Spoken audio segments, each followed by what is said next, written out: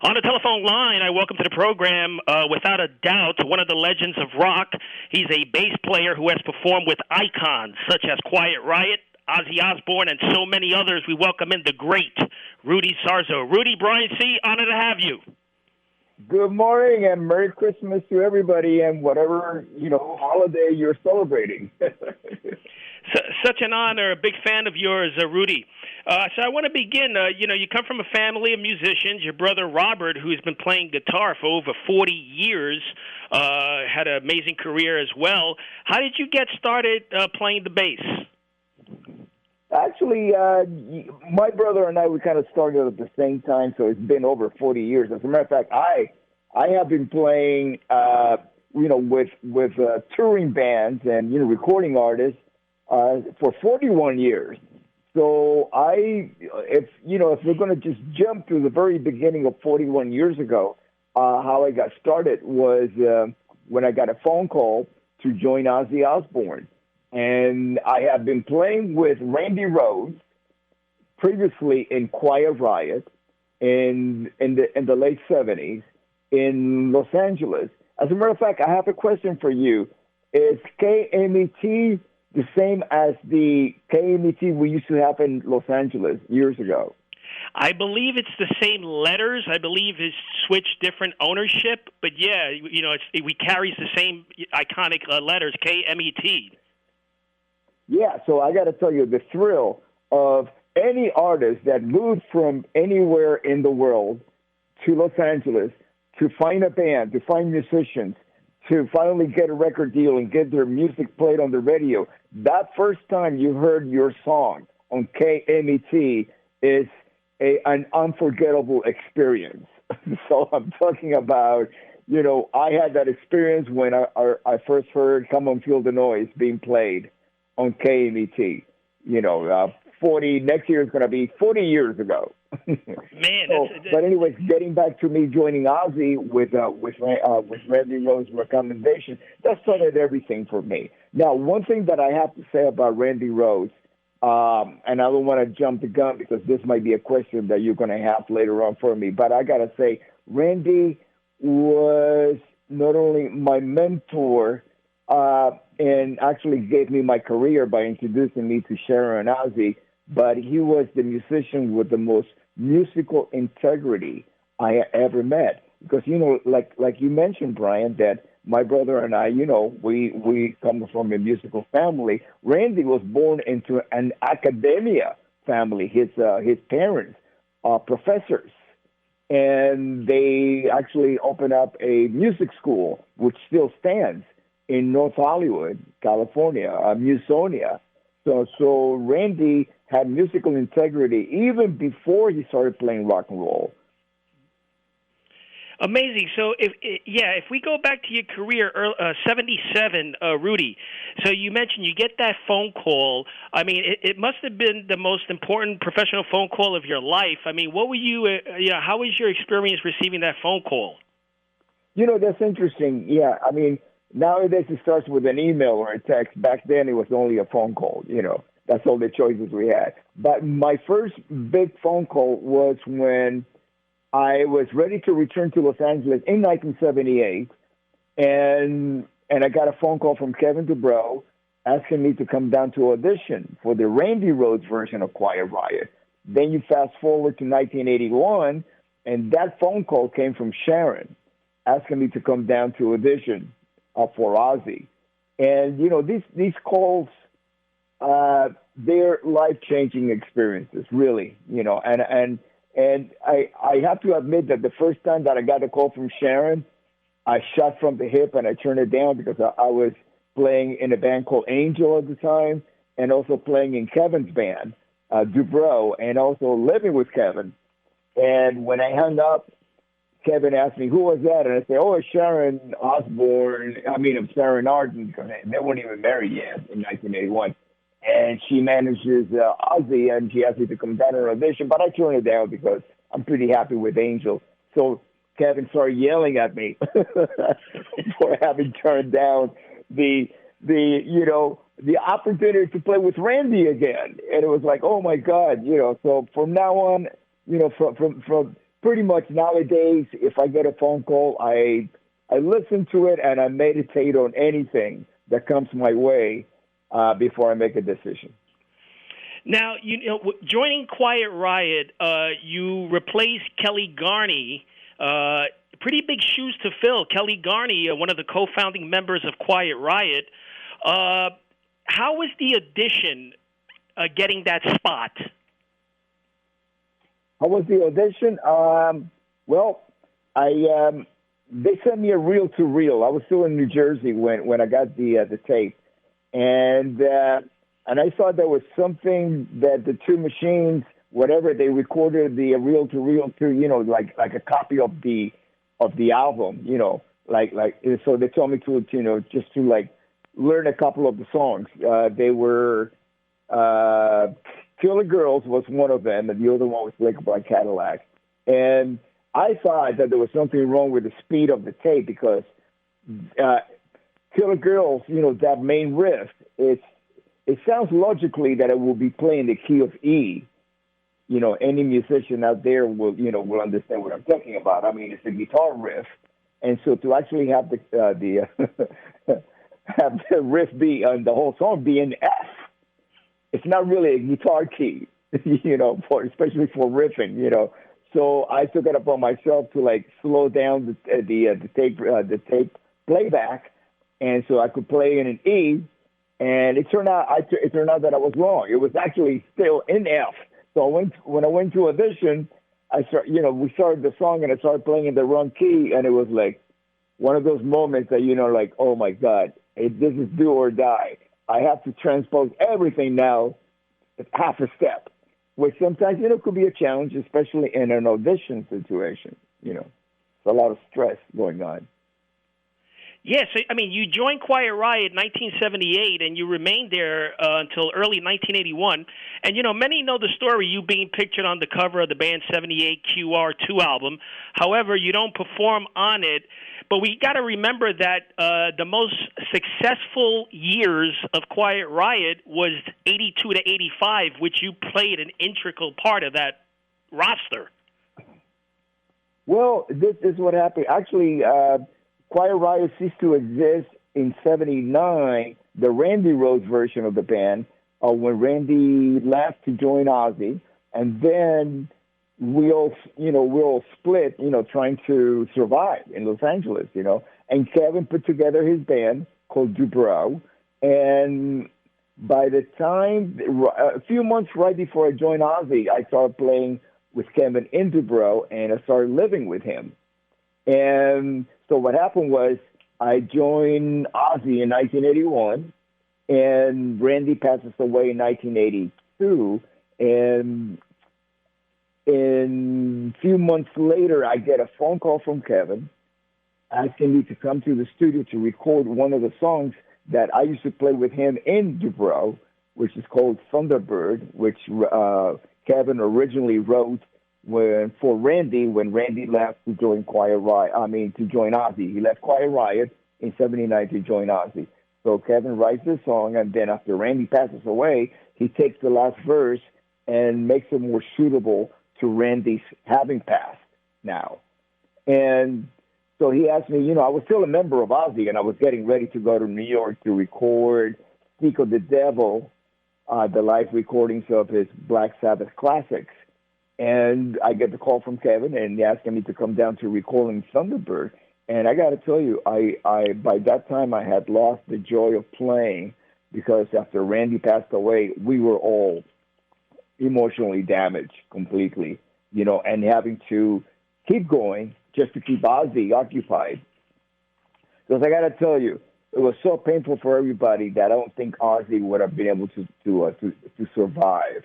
He would have just drank himself to death or something, right after Randy passed away. So it was a matter of like, okay, let's keep touring, let's keep Ozzy occupied, and let's see what happens.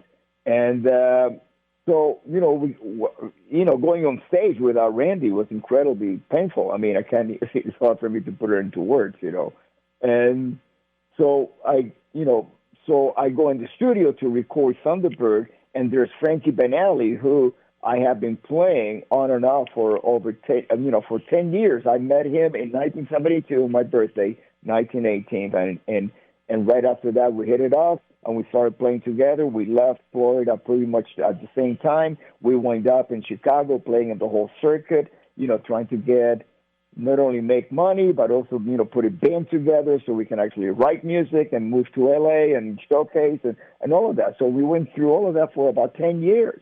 And finally, I'm in the room with Frankie about to record this song as a tribute to Randy, because Frankie was in the band Dubrow at the time. And then you have Kevin, who I have played with him in Quiet Riot. I played with him in Dubrow. I lived with him up until the day that I joined Ozzy. So, I got the feeling that I got my family back, got the joy of fresh start. And so we cut Thunderbird quickly, and there was a few hours left in the session, so we just kept recording. They asked me if I remember "Slick Black Cadillac," which is the only song that was left over from the from the Randy Rhoads Quiet Riot version of Quiet Riot, and we recorded that for the Mental Health record, and then a couple of other songs from the Dubrow catalog. And by the time that I left that session, even though I was still a member of Ozzy, I have recorded like about 4 or 5 songs for the Mental Health record. And so I go to New York, record Speak of the Devil live with Tommy Aldridge, Brad Gillis, and of course Ozzy. But that feeling of playing with Frankie and Kevin still lingered. I did not know Carlos, because we had not been in a band, before that session, or even played together before that session. So it was all about, Kevin and Frankie. And so to me, the most important thing about playing music is having joy in what you do. And so I left one of the biggest bands in the world and dearest people, Ozzy and Sharon. They treated me fantastic. They were wonderful with me. But I needed to get the joy of playing again in my life. So I left Ozzy and joined the complete unknown, which was at that time Quiet Riot. Nobody knew if we were going to sell 10 records. We're talking with the legendary bassman Rudy Sarzo of Quiet Riot and so many others. But, amazing. I mean, you have played, just looking at your career, Rudy, you have played with the who's who in metal music.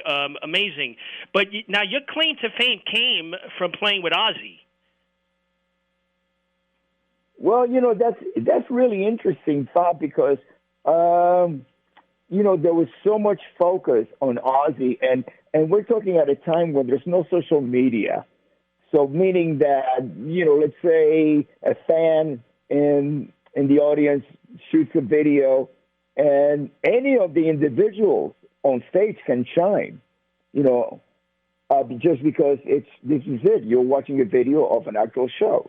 And for Randy to have made such an impact, in a project that was Ozzy-centric, because Ozzy did all the interviews, so it was all about Ozzy. And for Randy to be such a standout, to the point that he won the Guitar Player magazine Best New Artist, Best New Guitar Player. And he received the award December 30th, 1981, backstage at the Cow Palace in San Francisco, right before we performed that evening. And that really changed.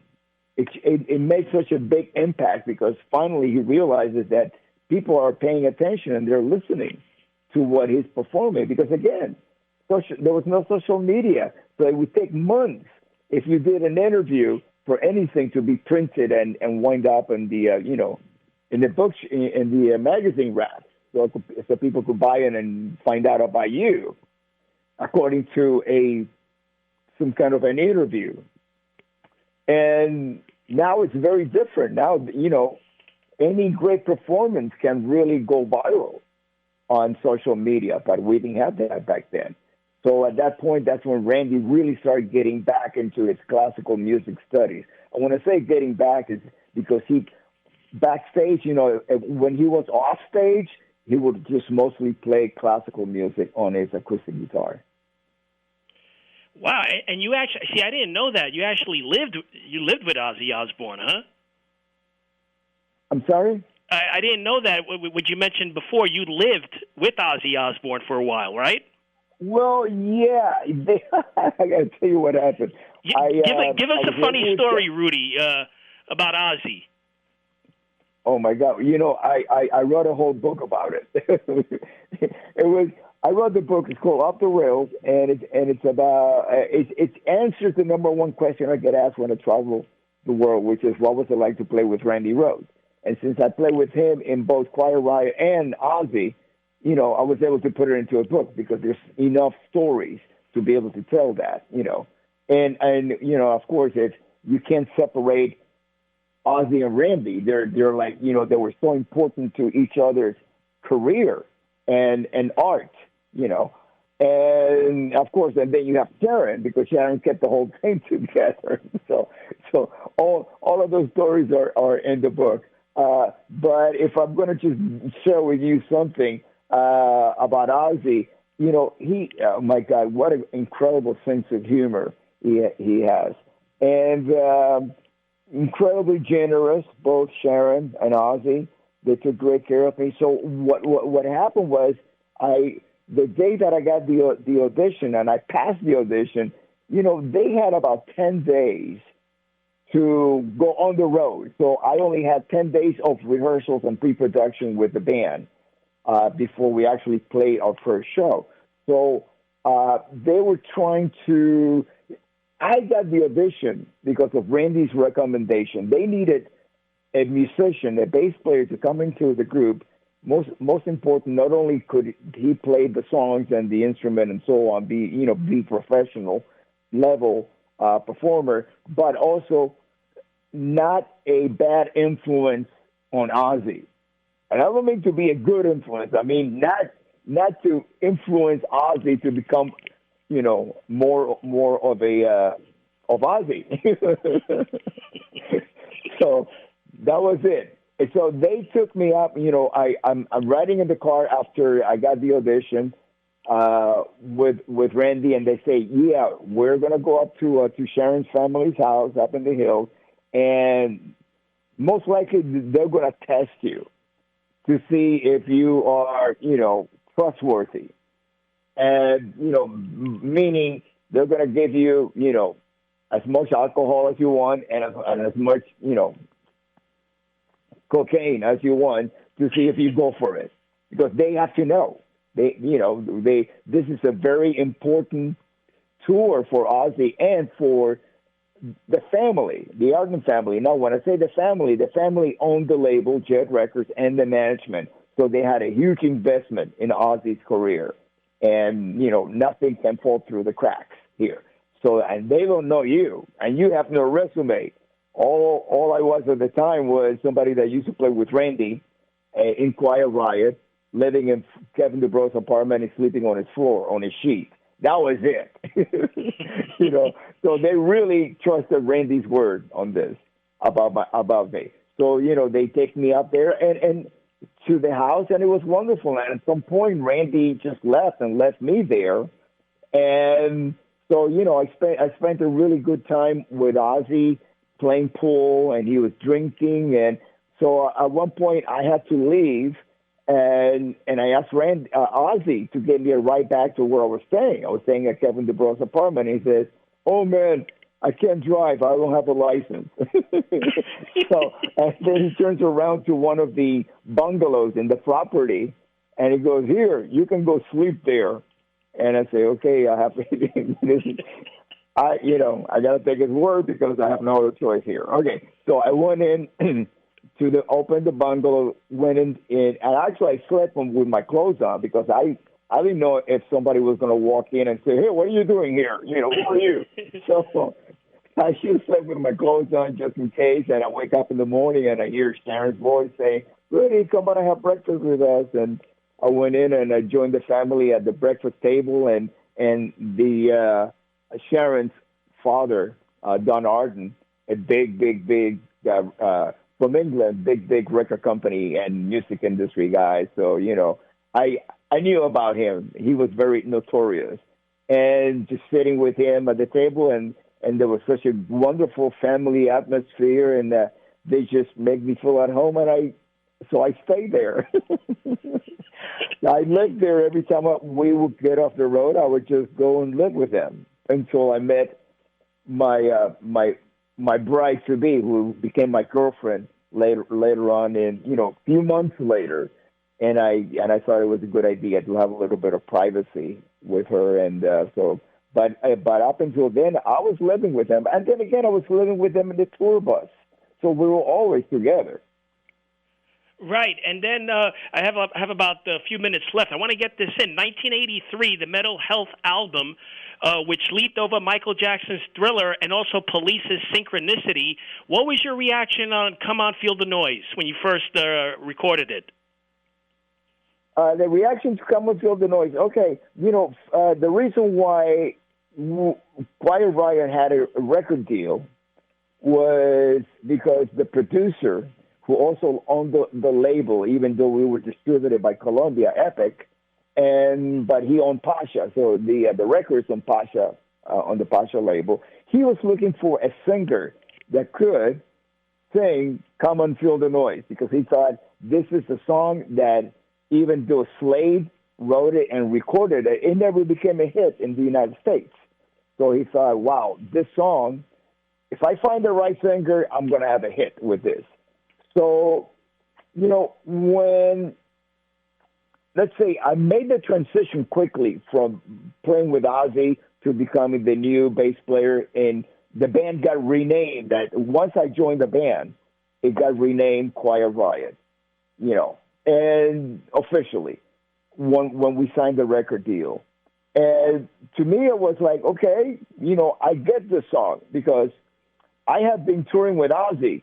And there were a few bands that we toured with, such as Def Leppard, that had that very commercial sound to them, And I thought, wow, Come On, Feel the Noise. This is not too far away from what Def Leppard is doing right now. So I thought it was really a good move to record the song. Now, the other guys didn't think it was great because they really did not want to have Come and Feel the Noise on the record. But I got to tell you, without Come and Feel the Noise and the video on MTV, you and I, we might not be having this conversation. Oh, yeah. I mean, no question about it. That record broke down the doors for, what was to come with all these other bands, mid-'80s, late 80s. So that was definitely a pioneering album, which I was thinking about just having that record, being a part and playing on that album, Rudy, with your name on it, that would have labeled you, in my eyes, a rock god Hall of Famer, just in its own right, just being a part of that album. Well, it's a journey, and I never look back and say, okay, I'm done. I did, I got so much more to accomplish. And first of all, next year is going to be the 40th anniversary of the release of Mental Health. So we are going to be touring on that, Quiet Riot. And I got to tell you, to be able to go on stage every night and celebrate the legacy of the band and the memory that with me goes back to Randy Rhoads, playing with them in Quiet Riot, and then, of course, the Mental Health version with Frankie and, of course, Kevin, who was in both versions of the band. That is such a blessing to be able to do that. And, well, I also, you mentioned you have a book that's been out. If you can mention it, and where can the audience purchase it? Because from what I understand, we have about 87,000 streaming this show during these hours. So where can the audience listening purchase your book? Oh, yeah. It's available. The easiest place to get it will be Amazon. It's both Kindle and print, and it's called Off the Rails, and it basically catalogs my experience with Randy Rhoads in both Quiet Riot and Ozzy Osbourne. Now, the final question, was there any other genre of music besides metal that influenced your bass playing style, Rudy?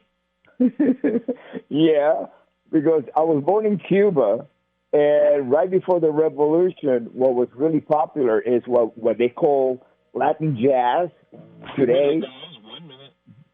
But actually, it was, for us, it was just salsa or Cuban music, So I heard that before I even heard rock and roll, because I'm 72 years old, so I was born like 5, 6 years before rock and roll, got popular on the radio.